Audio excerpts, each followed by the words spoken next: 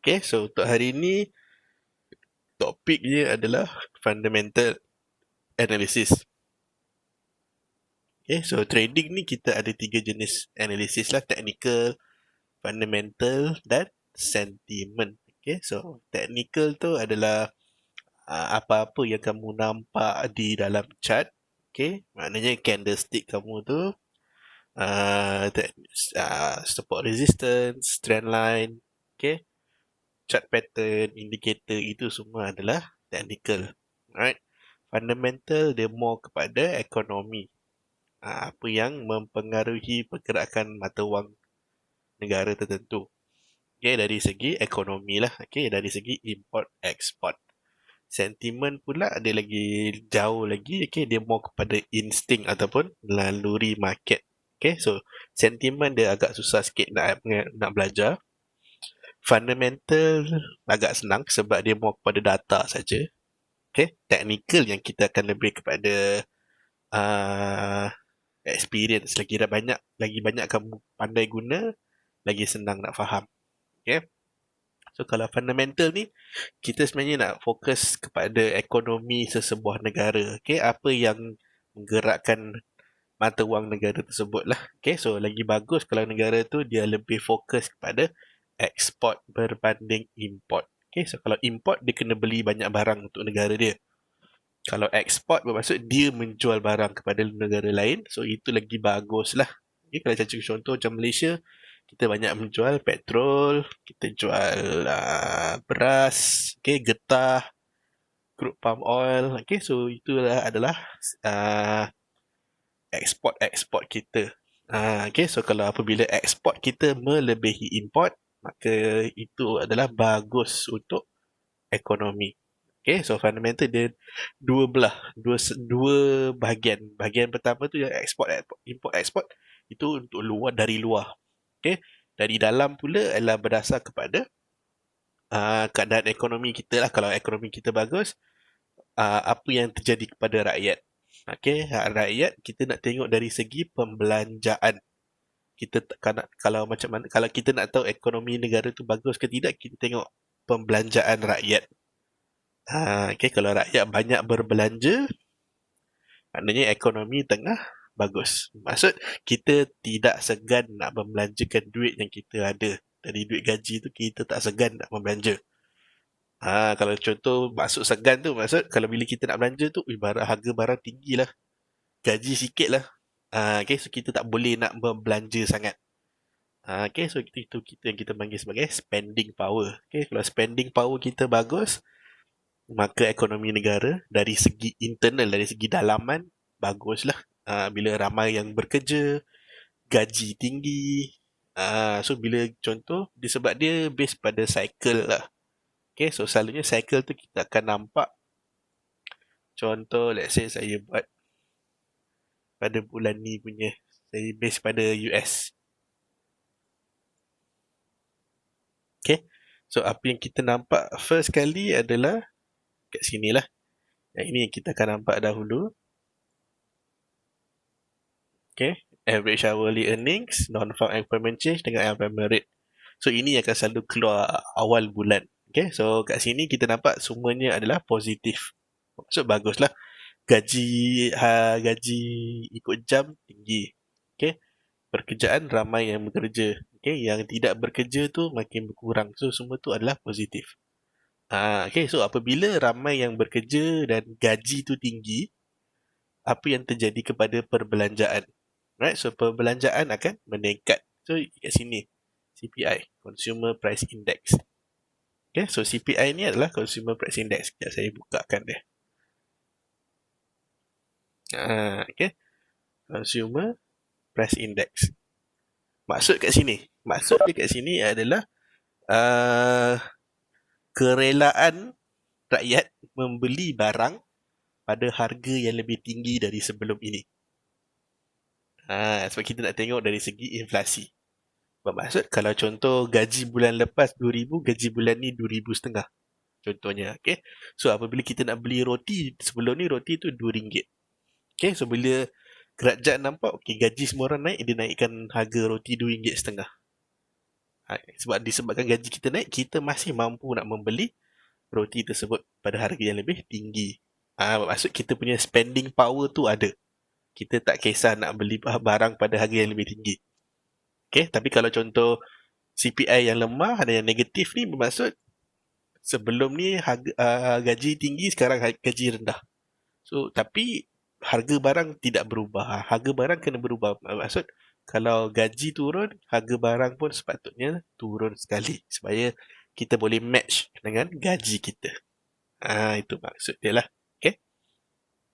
So, apabila selalunya dia akan chain reaction, dia akan bersambung-sambung lah. Okay, bermaksud kat sini, kalau gaji bagus, okay, ramai yang bekerja, maka orang tidak kisah nak membelanja lebih pada barang yang sama.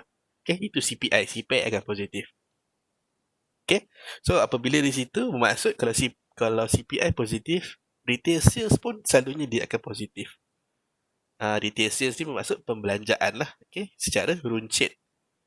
Okay, belanja secara runcit. Kalau kita masuk kita, rakyat tu belanja ke tidak, beli barang-barang makanan ke tidak. Itu call retail sales. Sebab kalau CPI positif, retail sales pun selalunya akan positif sekali. Okay, so dari situ dia akan sambung ke benda-benda lain. Okay, so kalau contoh bermaksud kalau sales bagus, okay, jualan bagus, maka manufacturing pun akan bagus. Sebab kita kena produce lagi banyak barang. So dekat sini kita tahu September 1 nanti kita tahu data tu akan positif. Okay, so macam data ni dia akan sentiasa reset balik setiap bulan. Okay, so macam ni 4 September nanti kita tengok lagi sekali gaji. Adakah gaji bagus atau tidak? So fundamental ni sebenarnya senang. Kita boleh tahu dari segi base pada gaji, kita akan tahu data-data yang lain tu apa yang akan berlaku. Okay, faham cakap tu? Okay. So, selalunya kita akan tengok banyak data. Okay, tetapi dia sebenarnya dia akan kita panggil tadi macam chain reaction tadilah, dia akan bersangkut paut dari data yang pertama ke data kedua dan seterusnya lah. Okay, kecuali data daripada bank. Bank punya dia akan berbeza sedikit. Sebab dia akan base pada apa yang telah berlaku lebih kurang 3 bulan lah. Bermaksud kita akan tengok non-farm 3 kali. Okay, dan central bank barulah akan buat keputusan adakah nak naikkan interest rate atau nak turunkan atau nak biarkan saja. FOMC dia bukan setiap bulan. Okay, dia kadang-kadang 2 bulan sekali, 3 bulan sekali. Okay, so itu dia lambat sedikit sebab dia nak kumpul data untuk 3 bulan, 4 bulan dulu. Okay. Tapi apa-apa pun kita akan tengok kepada ekonomi. So nak tengok ekonomi, kita nak kena tengok spending. Okay. Kita nak tengok pembelanjaan. Itu je, simple. Kalau tengok dah tahu pembelanjaan, kita boleh dah agak apa yang akan berlaku seterusnya. Okay. So setakat itu ada soalan tak? Setakat perbelanjaan. Ya, fundamental ni dia ada beberapa bahagian lah. Bahagian yang paling simple, kita akan tengok pembelanjaan. Okay, macam maknanya setiap negara tu dia akan keluar. Contoh kat sini New Zealand punya, okay, employment change. Dia pun akan ada. So, bila positif, kita tahu data-data NZD selepas ni selalunya akan start positif juga. Sebab kita tahu gaji dah naik, ramai yang bekerja, yang tidak bekerja tu berkurangan. Okay, so semua tu dia akan impact balik. Senang nak tengok.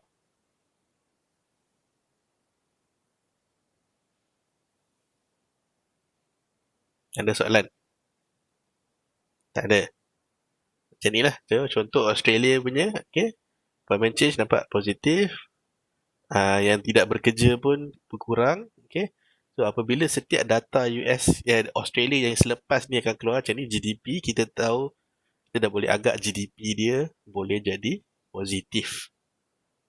Sebab dia tak ada masalah dari segi ekonomi, dari segi pembelanjaan. Okay. Ada apa-apa soalan tak? Senyap no semuanya. Saya nak risau dah ni.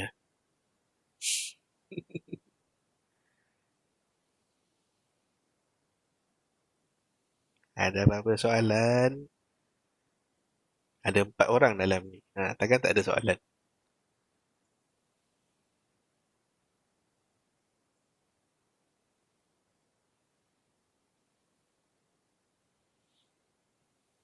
Okay, sebab fundamental tu dia banyak. Tadi tu dari segi internal lah. So dari segi external ni kita akan nak tengok interest rate. Okay, kalau ada soalan tanya je tengah jalan, tanya terus. Okay, so interest rate ni dia impact dua-dua bahagian. Bahagian internal iaitu rakyat dan bahagian eksternal iaitu investor.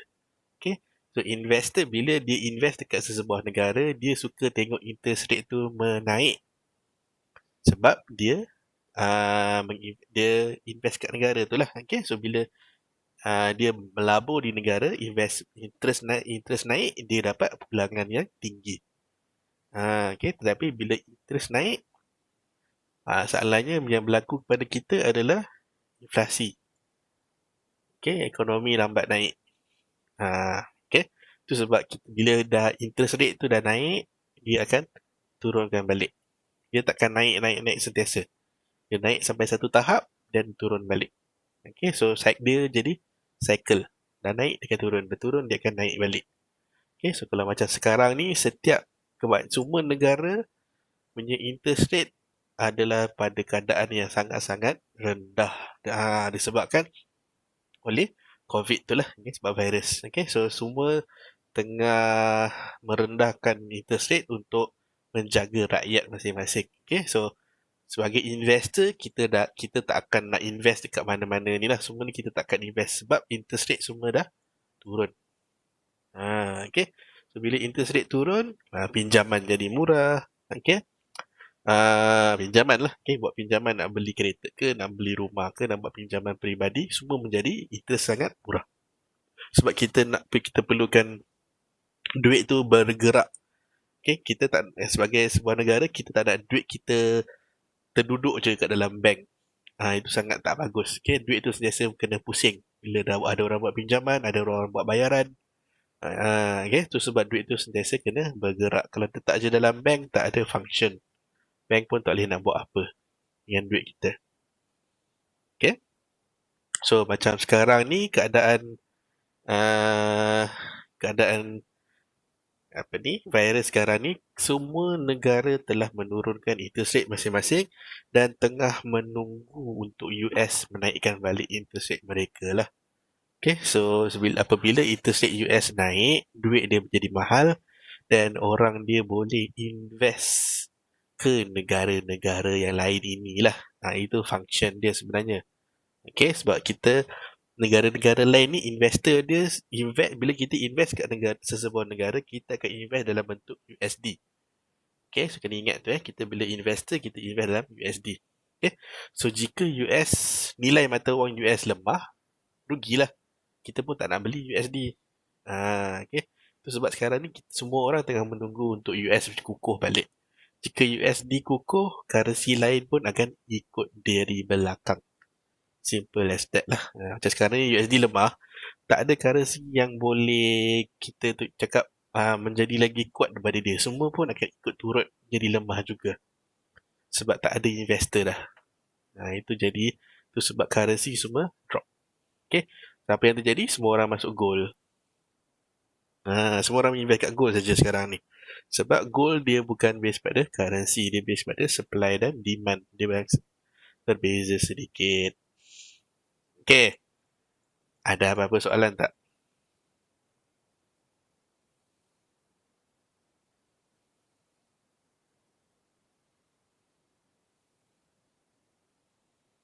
Soalan? Soalan? Sila tanya. Senyap betul semua ni, bahaya. Saya bagi masa 5 minit. Tanya soalan.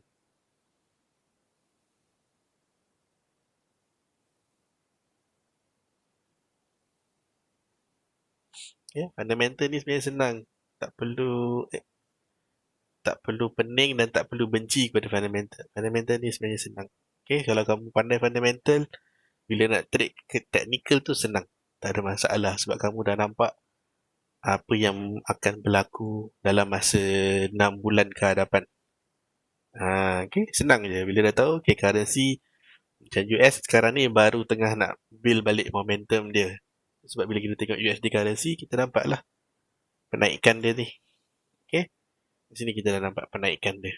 Dia tarik balik penaikan. So kat situ sebelum ni dia tengah lemah. Okay. So sekarang ni dia tengah cuba patah balik dengan agak laju lah. So jika dia boleh break ke kawasan yang ini, okay, bila dia break kawasan ni, maka kita boleh nampak US akan menjadi sangat-sangat positif. So bila USD positif, currency lain pun akan ada reaction lah. Okay, so antaranya US gold akan menjadi lemah sebab orang dah tak nak beli gold lagi dah. Okay, orang akan start membeli USD pula. Okay, so bila dah beli USD, dia akan invest di dalam negara-negara yang lain ni lah. So ikut kepada ekonomi masing-masing, siapa yang tengah kuat, diorang akan invest kat situ. Okay. Ada soalan?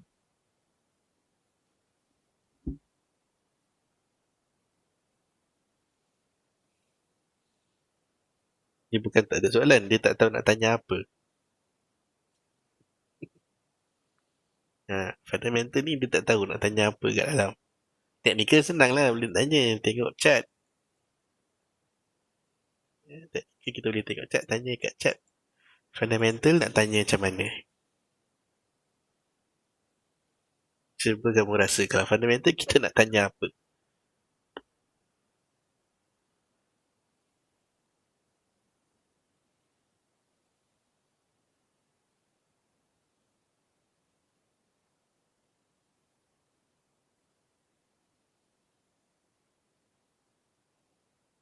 Semua tak ada soalan.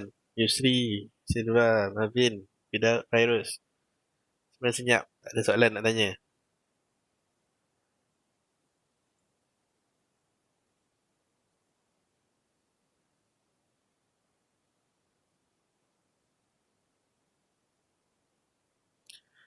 Macam mana kita nak kaitkan interest rate, GDP dan inflasi?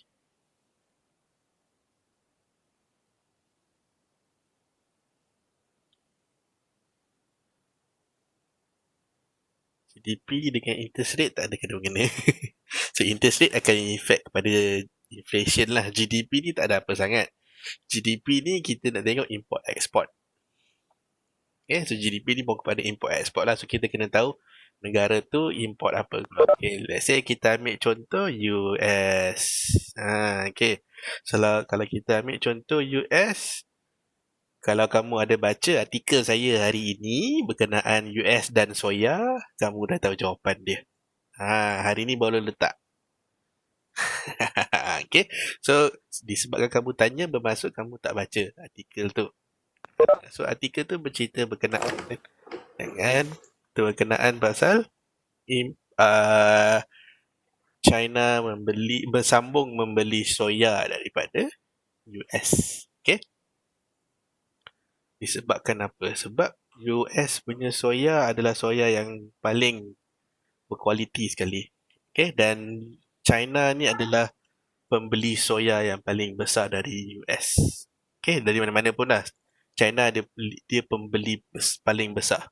Dia pengguna paling besar. Okay, so disebabkan oleh US China punya trade war tu, okay, so China dah masa awal-awal tu dia dah stop membeli soya daripada US lah. Okay, so itu ada impact kepada US punya GDP di mana dia orang tidak dapat menjual dengan begitu banyak seperti biasa. Okay. Tapi bila dah lama tu China pun terpaksa beli balik daripada US juga sebab US ni dia orang punya agriculture adalah yang nombor satu di dunia. Okay, so agriculture dia adalah nombor satu di dunia. Di mana barang-barang ni semua betul 100% organic. Okay, so dari situ kamu mungkin akan perasan kenapa kita punya NFP tu tidak terlibat dengan perkebunan. Kenapa perkebunan punya data tidak terlibat dalam pengiraan gaji? So itu adalah dia punya connection dia lah. Ya, mana? Kenapa kita punya NFP tu kita panggil non-farm payroll? Kenapa kita panggil non-farm? Sebab perkebunan punya tidak terlibat dalam sektor gaji. Okay, kenapa? Sebab perkebunan ni dibantu oleh kerajaan. Okay, macam kita akan cakap contoh macam Felda atau Fekra. Okay, di mana kalau apa-apa yang terjadi dekat kebun mereka, kerajaan sentiasa membantu.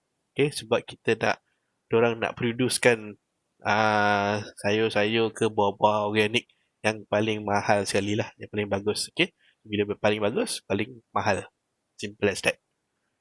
Okay, so apa yang berlaku sekarang ni kat sini, kalau baca tadilah dalam grup. Okay, so kamu akan nampak di mana China dia cuba nak membeli balik. So dia dah start beli balik, cuba dia akan mungkin cari kat tempat lain. Cari kat Brazil pun contohnya. Okay, so Brazil antara tempat-tempat yang untuk membeli barang organik secara murah juga. Okay, antara soybean, kopi. Okay, kopi tu kita pun banyak beli daripada Brazil. Sebab dia dijual dengan sangat harga yang sangat murah. Okay, so bila Brazil ni sebenarnya dia kompetitor kepada US dari segi barang-barang organik. Itu sebab kalau macam barang-barang US, kalau masuk di Brazil, dia kena cukai. Okay, US orang apa tu? US kenakan cukai yang sangat tinggi kepada barang-barang US jika masuk ke Brazil. Okay, kalau nak beli PlayStation tu sangatlah mahal. Beli iPhone tak apatah lagi. Okay, kalau nak tengok harga iPhone paling mahal di Brazil lah jawapannya. Okay. So sekarang ni kita dah nampak di mana US punya ekonomi dah start pulih balik, okay? Sebab pembeli utama dia iaitu China dah start membeli balik soya daripada US. Okay, so sebab sebelum ni kena sekatan lah di mana orang tak dapat nak beli. Okay, kargo semua tak boleh jalan. So sekarang ni sekatan semua dah dibuka. So pembelian tu dah start masuk balik lah, dah nampak pembelian. Okay, so bila China beli ni, dia beli banyak. Okay. So maksudnya kalau dia seorang beli pun, okay, dah cukup dah. Hasil betul bulan ni. Sebab pembelian dia sangatlah banyak. Okay.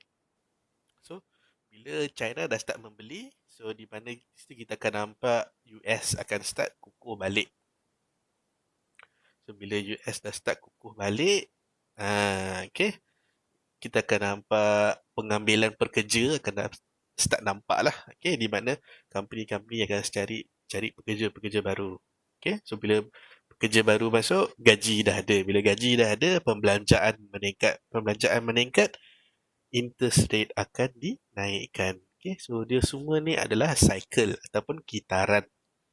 Semua akan base pada kitaran. So, semuanya kena tengok dari kita. Itu sebab sekarang ni kita tengah tunggu satu berita positif yang sangat-sangat positif dari US. Jika dapat keluar saja berita positif tersebut, maka dia akan cyclekan balik, akan pusingkan balik data-data lain semua tu akan jadi ikut positif dengan dia. Itu kita sekarang tengah tunggu-tunggukan lah. Okay. So yang paling besar kita tunggu adalah interest rate. Okay, sebab sekarang masih belum naik lagi, interest rate masih kekal lagi di bawah 0.25. Right. So tapi diorang dah beritahu di mana mereka tak akan naikkan interest sampailah tahun hadapan. Okay. So mereka akan menggunakan alternatif lain untuk mengukuhkan mata wang US. Okay, so tapi interest rate tu adalah news yang paling kita tunggu-tunggu, di mana jika interest rate tiba-tiba dinaikkan, maka kita dah boleh mengagak dengan selamat yang US tengah betul-betul kukuh. So sekarang ni kita tengah tunggu je. Okay? Ada apa-apa lagi soalan? Fazri baru masuk. Hari ni slow sikit. Semuanya tengah tak tahu nak tanya apa. Kalau fundamental memang jadilah kelas dia. Semua orang tak tahu nak cakap. Kalau teknikal senang sikit. Lambat sikit masuk. Tak ada masalah. Market kat situ juga. Tak gerak jauh pun. Yang boleh nampak malam ni 9:30 baru start. So USD buka dengan lemah. Okay. Open low. Dia turun. So yang lain semua bully lah dia. Australia dapat bully dia sikit. Euro bully dia banyak, GBP paling besar bully dia. Gold tak tahu nak pergi mana, sideways je dia jadi. Kalau kamu zoom in, kamu nampak lah sideways je. Kecil je candle dia ha. Naik, turun, turun, naik berapa dolar? 80 pip. Okay lah, not bad. Tapi kecil. Movement sangat-sangat lah kecil. Okay. Yen melemah dari siang tadi. Okay, so sekarang ni dia start kukuh balik. Switzerland masih sambung lemah lagi. Okay. Sorry, strong. Switzerland tengah agak kuat berbanding dengan dolar.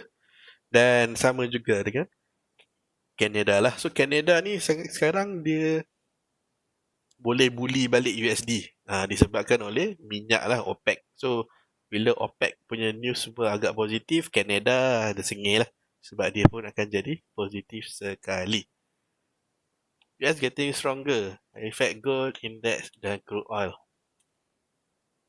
Indices akan effect base pada company-company yang betul lah kat dalam. Okay, so kalau jika sales okay, stocks okay, orang beli stocks, company okay, company stable, apa tu, hiring is back, okay, production is back, index akan naik lah.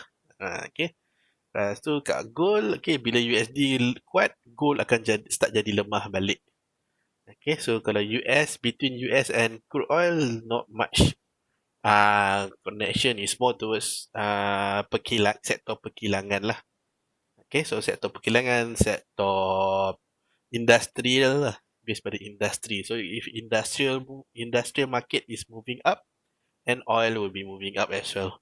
Okay, sebab kita perlukan minyak untuk menggerakkan kilang-kilang. Okay, dan juga dari segi pelancongan, kalau kapal terbang semua dah start okay balik, maka ramailah yang akan start membeli minyak.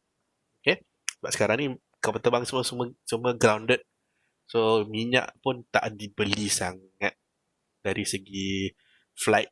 Okay, so sekarang ni kita tengah fokus pembelian minyak dari sektor-sektor perkilangan lah. Okay, diorang tengah start recruiting balik, mencari orang balik, hiring orang. So production dah start sebab orang dah start membeli. So kita pun nak kena buat production barang-barang lah. Okay. Lagi soalan? Anything else? But everything is dia semuanya cycle je. Sebab sekarang kita when we look at US secara overall, kita sekarang ni ada bottom. Okay, secara overall lah, saya zoom out ni pun, okay, we are at the bottom. Bila kita kat bawah ni, kita nak cari satu yang boleh trigger untuk dia naik balik. Okay, satu yang boleh dia trigger, bila dia dapat naik balik tu, momentum dia cantik, dia akan reverse balik semua. Okay, sebab market ni dia takkan bergerak satu arah all the way. Market is a cycle, dia akan dah naik, turun, naik. Okay, so bila sekarang kita tahu US dekat bawah, so sekarang ni kita tunggu dia naik saja. So bila USD dapat naik, dan kamu akan nampak semua market tu semua akan terbalik. Cycle dia akan complete lah. Okay, especially kat gold, kamu akan nampak gold tu akan start turun balik. Okay, hari tu dia naik sampai 2000. Okay, so 2060, almost 2100, almost the 2007, 2072 paling tinggi. Okay, so consider sekarang ni gold is at the top, paling atas sekali lah. Okay, so hari tu dia dah turun, nampaklah penurunan dia. Okay, high, lower, high, lower, high.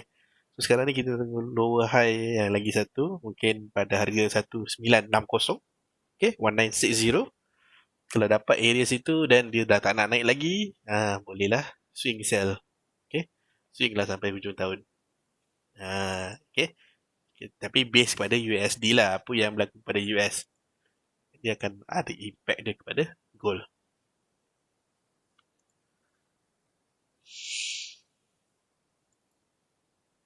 Okay, so kalau macam crude oil, kita nak kena tengok dekat forex, dengar ke OPEC.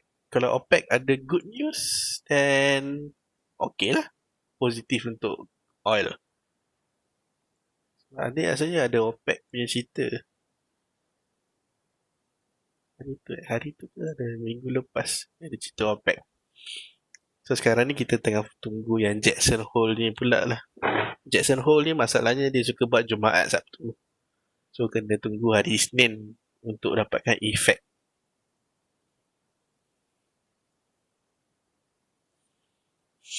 Okay. So lagi satu last thing.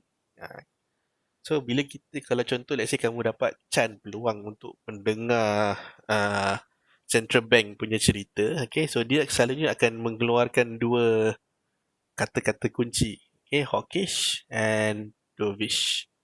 Okay, so dovish ni kita panggil secara simple, dia adalah burung merpati. Okay, kalau hawk ni dia burung elang. Kita ambil simple lah, kata simple. Okay, sebelum ni kita belajar dua lagi binatang, okay, bull dan bear. So sekarang ni tambah lagi dua, hawk and dove. Okay, so dovish ni burung merpati, hawkish ni burung elang. Okay, so bila kita cakap market, the market is dovish mode. Okay, bermaksud dovish ni, okay, dia perlukan bantuan. Bukannya dia turun atau naik tau. Dia perlukan bantuan. Market tengah perlukan bantuan. Okay, dovish ni burung merpati. Burung merpati, bila dia makan, dia tunggu orang hulur kat dia. Hulurkan bantuan. Dia tunggu orang tu hulur roti, baru dia cari. Oh, ni roti makan. Dia tak boleh memburu. Dia lain. Okay, kalau let's say kita cakap central bank, tiba-tiba cakap, okay, the US market is on hawkish mode. Bermaksud, dia boleh bergerak dengan sendiri. Tidak perlukan sebarang bantuan. Dia tak perlukan naikkan interest rate ke. Okay, dia tak perlukan apa-apa langsung. So, biar dia jalan sendiri market tersebut. So, maksud kat sini market tengah kukuh. Hockey dovish ni dia bukan naik atau turun. Okay, market bukan naik, bukan tengah naik atau bukan tengah turun. Tapi bermaksud dia bergerak dengan sendiri dan dia perlukan bantuan. Okay, simple. Okay, so senang nak ingat lah. Okay, bila kamu dengar orang cakap hawkish market, dovish market, apa yang sedang berlaku sebenarnya. Okay, so yang lain-lain ni semua tak ada apalah. Pattern, okay, soften, cooling down. Okay, so dia more kepada aggressive, non-aggressive movement lah. Tu je, tak ada apa sangat pun. So yang next kita nak kena tunggu, kalau hari Khamis boleh juga tengok. Okay, Fed punya speech. Okay, Powell punya speech pada hari Jumaat pukul 9.10 nanti. Hari Khamis. Boleh tengok dan boleh dengar apa dia nak cakap berkenaan dengan ekonomi US. Macam mana dia nak pulihkan ekonomi tanpa perlu printing duit. Sebab sekarang ni diorang tengah mungkin nak cuba nak print duit. Okay, QE itulah quantitative easing. Okay, so quantitative easing tu bermaksud diorang akan print duit untuk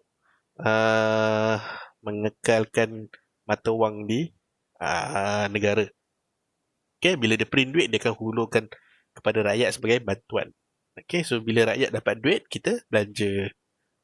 So bila kita belanja, ekonomi akan cuba pulih. Itu dia punya cycle dia lah. Okay. Alright, so setakat itu ada apa soalan?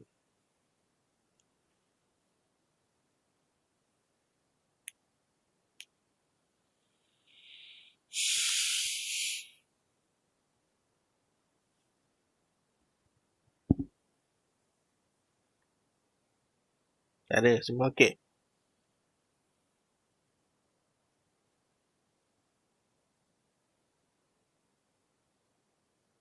Ada soalan tak?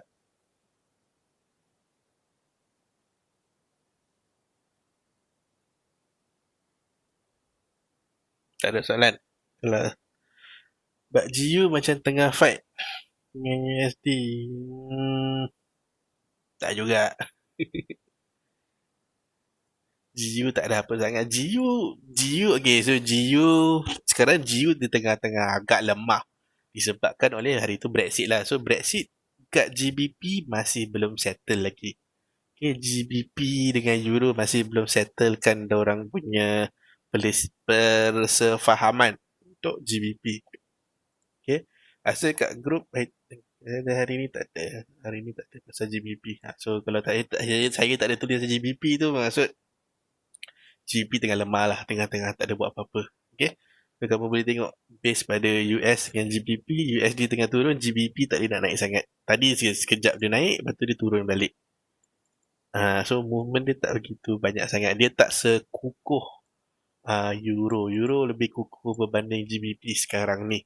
Okay. So kalau nak trade, fokus kat Euro dahulu. GBP tak digalakkan lah sebab dia pun baru lepas Brexit. So banyak benda sebenarnya yang dia belum settle dengan Euro lagi. Okay. So kalau nak ambil currency, Euro is the best lah sekarang. Masih lagi the best. Okay. Euro GBP boleh naik. Memang tengah naik pun. Kalau tengok sekarang memang tengah naik pun. Euro GBP H1 memang tengah naik. H1 tengah naik. Sebab Euro tengah naik, tapi GBP turun balik. Okay. So boleh lah. Tapi sebenarnya dia still lagi sideways. Okay, currency dia still lagi sideways lah. Kerana kamu zoom out H4 pun boleh nampak sideways. Okay, dia masih. Sebab dia adik-beradik. So dia susah sedikit nak cari breakout. Okay, susah sikit cari breakout lah. Okay. Tapi kalau nak, boleh fokus more kepada Euro punya lagi sonok. Okay, so Euro lagi stable buat masa ni berbanding dengan GBP. Okay, New Zealand pun dah start lemah balik. Okay, so New Zealand dah ada outbreak yang baru. Okay, sebelum ni dia jadi free zone. Okay, tak ada case. So sekarang ni case dah masuk balik dekat dia. So New Zealand dah start jadi lemah balik lah. Okay, so kalau nak bully, boleh bully New Zealand. New Zealand dah start lemah. Okay, so boleh bully dia balik. Nampak penurunan dia. Okay, so New Zealand boleh dibully kalau nak. Okay, kalau let's say bandingkan dengan Australia, Australia pun masih tengah lemah lagi. So tak perlulah. So kalau nak bully New Zealand. Dia tengah lemah. Outbreak dia dah keluar balik. So dia sangkut. Dia dah quarantine. Dia dah masuk balik ke tahap quarantine sekarang ni. Okay. Right. So kalau tak ada apa-apa, dah boleh kejap lagi dia turun dah. Kejap lagi dia turun. Okay, so kejap lagi webinar ni akan padam sendiri. Okay, so terima kasih semua kerana datang. Okay, so next webinar kita akan bercerita tentang US Dollar Index secara detail. Okay, so boleh join, bolehlah tanya, jangan duduk datang masuk kelas senyap je, saya pun tak tahu nak cakap apa. Okay, slide tak banyak. Dia akan more kepada soalan-soalan. Okay, Mervin jangan senyap je, masuk dia senyap. Dia dah nak habis masa baru dia bersuara. Okay, cikgu, thank you. Tu je dia cakap. Lain tak dia cakap apa-apa. Okay, so kalau ada apa-apa boleh tanya dalam grup. Okay, so kalau segan tanya dalam grup, bolehlah PM saya. Okay, so kita jumpa lagi hari Khamis. Alright, so terima kasih kerana datang. Alright, so kalau apa-apa just bagi saya just PM je lah. Okay, so kalau apa-apa boleh PM saya terus. Okay, so terima kasih, good evening dan Assalamualaikum.